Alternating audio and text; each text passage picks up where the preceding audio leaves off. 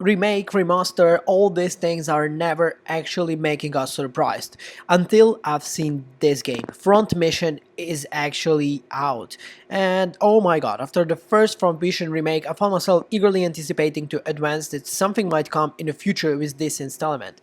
The remake was step forward, modernizing a very simple game, providing a more straightforward experience. However, it had to share shortcomings, particularly in storytelling and core mechanics. And what we have now, today we are going to play Front Mission 2, and oh my, I'm excited, but there's some doubts. Anyway, let's speak. So first of all, thank you to Square Enix for actually making this game. At the time when I first played the Forever Entertainment's first installment and the remake, I felt like, yes, this game is cool, I want to play more. And yet we are having this Front Mission 2, and it's actually, yeah, I don't want to run with the conclusion straight up, but there are some things that I would like to discuss in this game. First of all, in the beginning I would say I'm a big fan of this series, so whatever I'm saying in this game, I would just like to see the game to be better. If there are some things that I will criticize, it's just because I love it, but straight up, I like the base of the game. The base of the game is good, you have a good tutorial, you have a lot of good things in the game, you have interesting results from kind of like the missions that you're doing. There are some like downsides, but let's all speak.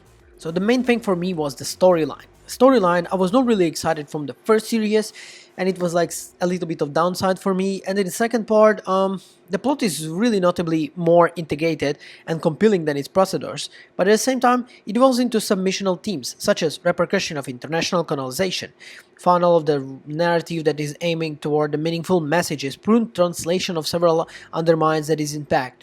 Each line that should resonate with the player, but it's weighed down by some of the different localization and different things, because I played the game in two different languages, because from, yeah, don't even ask me why, but I played it in Spanish, and oh yeah, just don't play it in Spanish for whatever reason, but I mean, yeah, hablo español. Okay, anyway, moreover, the subpart translation affects the game ability to explain its core mechanics clearly. This creates a frustration barrier for me, at least, and to some players, preventing them from fully experiencing the boss, its story, and the gameplay. For example, you have a character named Emiya attempts to explain something of a really great concept, and it's literally something like, for the armor of the flame heat resistance, you need to use shock A and S with the attack pronunciation P, and what is that, doesn't mean even, yeah, come on, like, did you guys even play the game after you made it? But anyway, let's move on, because this part, it's very hard explanation part for me to explain. You need to experience overall. But you know what, when we're mentioning a bad thing, we need to mention good thing, and the combat and customization elements of Front Mission 2 is where the game is finally shining, and it's shining so bright as the sun at 12 o'clock. What did I even say? Anyway, let's move on. Continuing the legacy of the first game, battles are fought in the Wanzers, the mechs that are central to the series, with some persistent issues prevent to the game from achieving the excellence.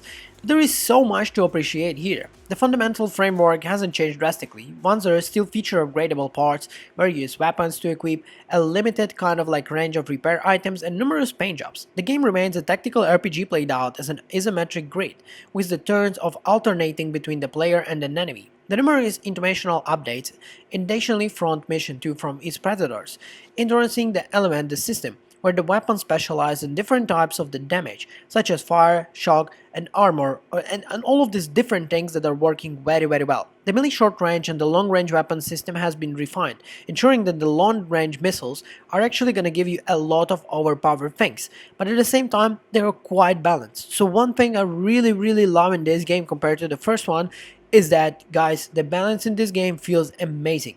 It feels like you're controlling everything, that like the guys who made the gameplay part of this game, wow, big props to them. This is great. It's great. It's what I wanted to see in the previous game and I want to see in a lot of game.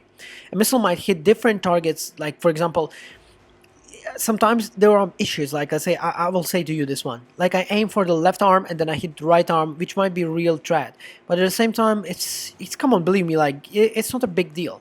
Uncertainty of where the attacks will land sometimes can be a downside, but in all general this is great. The introduction of shields in the game and also the new action point system, which tracks the Wanzer's action between the turns, allows players to spend AP to dodge or block.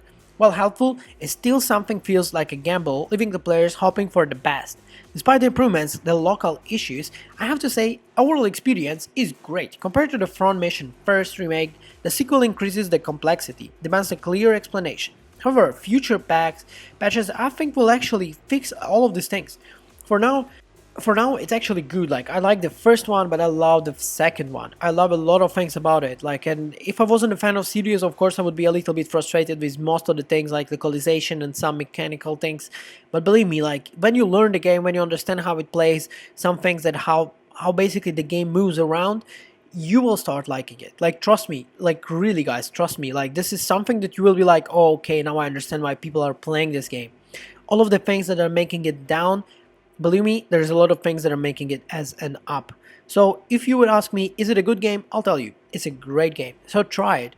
I would say maybe wait a month or two when you get like a proper big updates coming. That I know that some of them are actually gonna be sooner or later.